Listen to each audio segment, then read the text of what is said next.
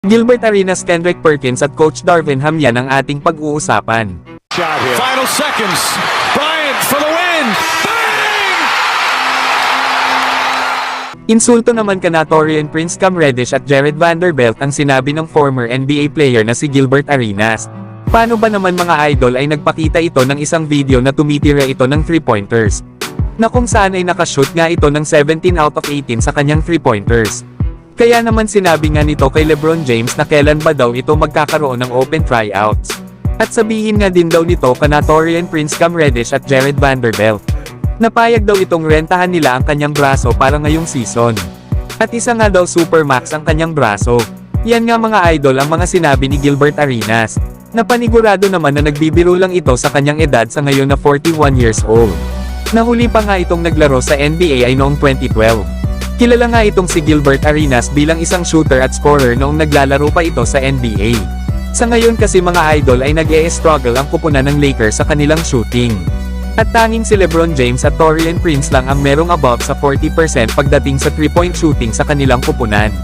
Na ang iba nga nilang players katulad nila Cam Reddish at Jared Vanderbilt na nasa starting unit ay nag-e-struggle sa kanilang shooting. Lalo at may average na 10.8 3-point made per game ang kanilang kupunan. At nasa pang-rank 28 nga sila dito sa NBA. At meron namang 35% shooting beyond the arc ang Lakers na kung saan ay pang 21 rank nga sila dito sa liga. Hindi rin naman natin masisisi ang Lakers mga idol. Na ayon pa nga sa assistant coach ng Lakers na si Phil Handy, ay magsisimula na nga daw ang isang player na mag-struggle kapag ang legs ng isang player ay pumunta na doon para gumalaw na. Na ito nga daw si Gilbert Arenas ay yari na sa ilang minuto kapag sinimula na siyang huntingin ng kalaban sa kada possession sa depensa. Na dito na nga daw siyang magsisimula na sumablay ng marami kagaya sa Los Angeles Lakers. Dagdag pa nga ni Phil Handy, paano ba naman hindi ito makakashoot ng marami at sunod-sunod? Ay nakatayo lang ito sa isang posisyon. At hindi nga daw katulad sa isang laro na kailangan mong tumakbo sa depensa. Pero kayo mga idol, ano ang masasabi nyo dito? Samantalang Kendrick Perkins nag-call out naman dito kay Coach Darvin Ham sa kabila ng pag-e-struggle ng Los Angeles Lakers. Na dahil nga sa record ngayon ng Lakers mga idol na 17 wins at 17 losses. Na 6 out of 8 nga ang Lakers sa nakaraang December. Kaya naman ay nagbigay ito ng advice kay Coach Darvin Ham. Na ayon pa kay Kendrick Perkins, ay hindi niya daw hahayaan na mahuli itong si Coach Darvin Ham. Na kailangan nga daw nitong iangat din ang kanyang laro sa kanyang mga rotations at sa pag-set din daw ng mga tawag at para na din daw sa lahat.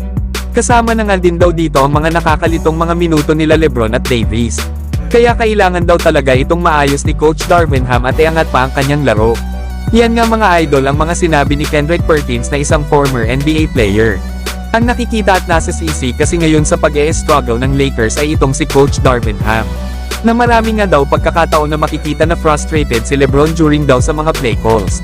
Isa pa ay pabago-bago ang rotation na ginagawa ni Coach Darvin Ham. Kaya kung may dapat man daw baguhin ang Lakers sa kanilang kupunan ay dapat daw nilang tanggalin si Coach Darvin Ham. Na kung magpapatuloy nga daw ang pagbagsak ng record ng Lakers ay wala daw silang magagawa kundi alisin ito bilang head coach.